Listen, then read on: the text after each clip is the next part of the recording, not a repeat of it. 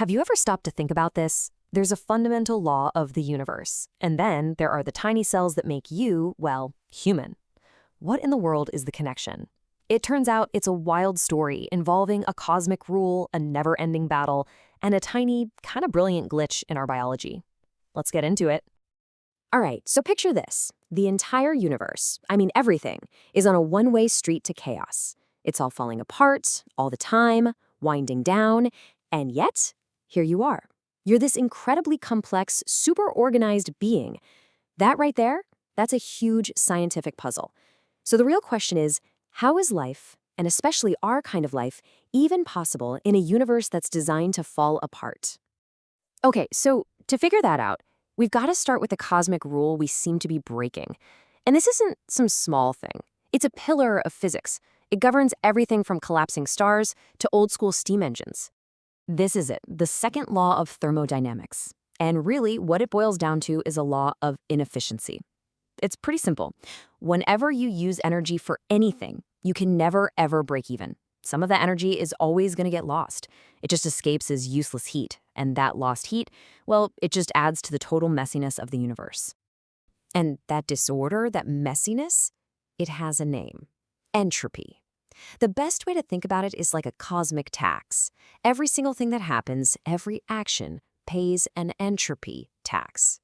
So high entropy just means more chaos, more randomness, and way less useful energy left in the system. And this is a perfect way to visualize it, right? Think about an ice cube. As a solid, it's in a really low entropy state. All its little molecules are locked into this neat, tidy pattern. But then, what happens? It melts into a puddle of water, and then that water evaporates into a gas. With each step, those molecules get more and more jumbled up and disordered. The entropy just keeps going up. And here's the kicker. The universe loves the messy side. It's always pushing things in that direction. Okay, so if the whole universe is hell-bent on becoming more and more of a mess, how does life even exist? I mean, it's pretty much the most organized thing we know of. The answer? It fights back. And this quote just nails it. Being alive is basically a constant uphill battle. You're always pushing back against this massive cosmic tide of chaos.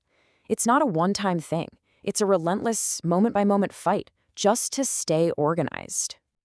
So here's the really clever part. Life doesn't actually break the second law. Nope, it exploits a loophole.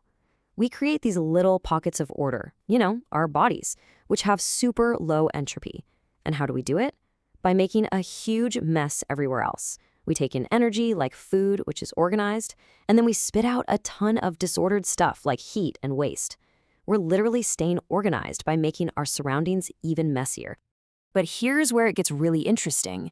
Even in this club of life-fighting chaos, humans are something else. We're special. When it comes to playing this energy game, we're not just in a different league, we're playing a whole different sport. And this comes straight from a major Harvard study. Paleoanthropologist Daniel Lieberman doesn't mince words. Our energy use is, and I quote, off the charts different. We're not just a little bit different from other animals, we are a total, complete anomaly.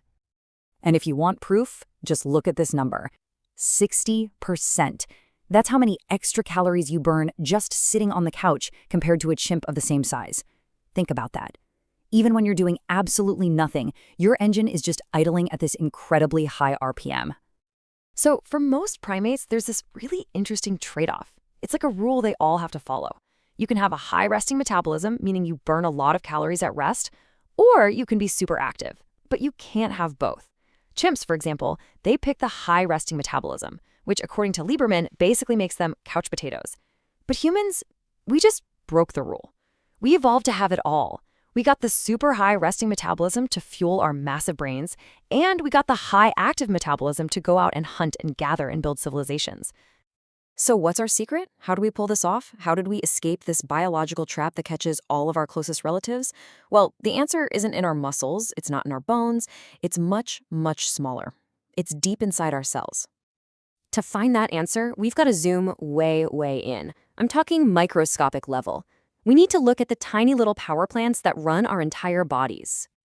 Say hello to the mitochondria. You've heard of them, right? The powerhouses of the cell, and you have trillions of them. Their job is basically a kind of biological magic trick. They take the fuel you eat, your breakfast, your lunch, and they turn it into ATP.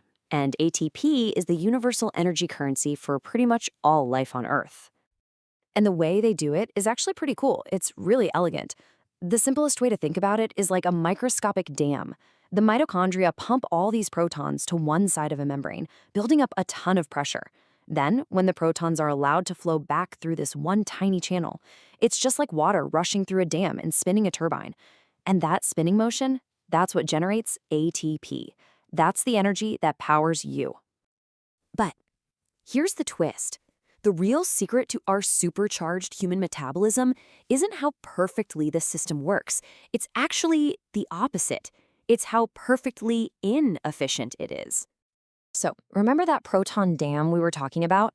Well, in our mitochondria, that dam is leaky. It's got holes in it. Some of those protons just sneak back across the membrane without ever going through the little ATP-making turbine. And scientists have a name for this, the mitochondrial proton leak.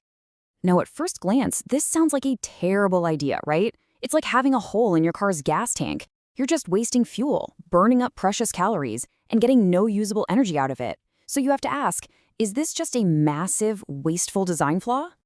The answer? Nope, not at all. That leak isn't a bug. It's a feature. And it's a feature that evolution has deliberately designed and fine-tuned over millions of years. And the science totally backs this up. Researchers don't call it waste. They call it a mechanism to control cell physiology. See, by making our little cellular engines less efficient, our bodies are forced to burn way more fuel just to keep the lights on. And that constant high-energy burn, that's what gives us our ridiculously high resting metabolism. And listen, this isn't just a theory they came up with. This is something they can actually measure. Scientists can literally take mitochondria out of cells and use super sensitive equipment, like what you're seeing in this diagram, to measure exactly how much oxygen is being used and how much those protons are leaking. This is how we know, for a fact, that this tiny little cellular flaw is at the very heart of what makes our metabolism so uniquely human. Okay, so let's put all the pieces together. You've got this cosmic law, entropy, that's always trying to create chaos. This forced life into a constant battle to stay organized. To win that battle, our ancestors evolved something amazing, a uniquely inefficient, high-burn metabolism, all powered by those leaky mitochondria. This is what let us grow big brains and be super active. But here's the thing, that ancient engine, it's now running in a completely modern world. And that leaves us with a really critical question for today, for us. We are walking around with the metabolism of an elite endurance athlete. Our bodies have an engine that was built for constant physical activity, for a hunter-gatherer lifestyle. But what are most of us doing? We're living sedentary lives sitting at desks. So what happens when you take a Formula One engine, drop it into a golf cart, and then just leave it parked in the garage all day? Well, that mismatch, that's the huge metabolic challenge so many of us are facing right now.